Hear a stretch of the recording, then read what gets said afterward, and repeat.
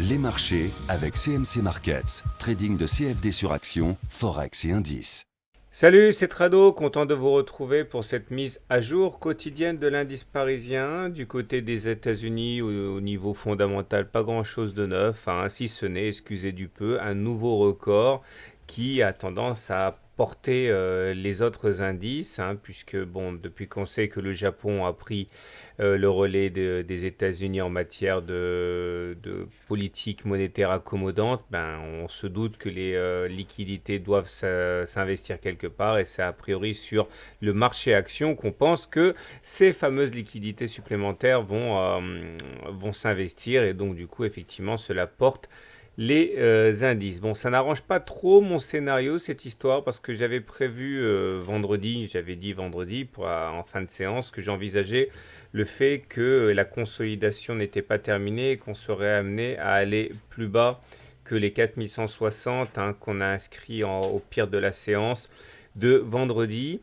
Alors j'ai pas dit que ça se ferait aujourd'hui, j'ai dit que ça se ferait à court terme et je maintiens ce scénario. Je pense que la hausse du jour était assez improbable et que on va aller plus bas que les 4160.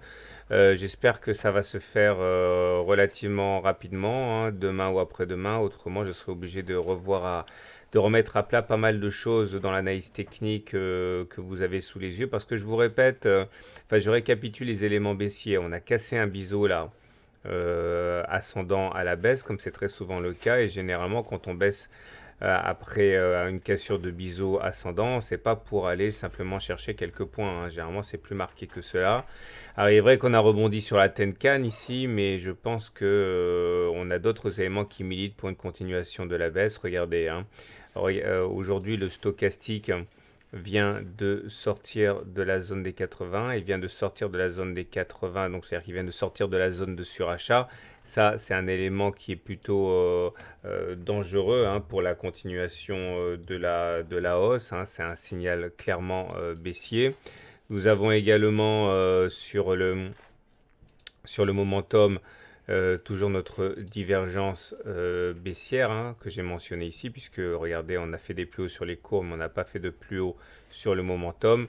Ça, c'est un signal qui est également baissier. On retrouve ce signal baissier sur le RSI, qui n'a pas fait de plus haut pendant que les courbes faisaient des plus hauts.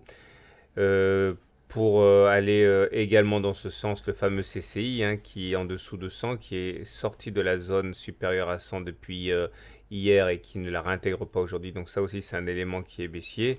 Et pour confirmer tout cela, eh bien, il y a une baisse des volumes aujourd'hui. Ça veut dire que eh bien, la bougie positive de hausse à 0,8% manque un petit peu de conviction haussière à mon sens, puisque les volumes n'accompagnent pas.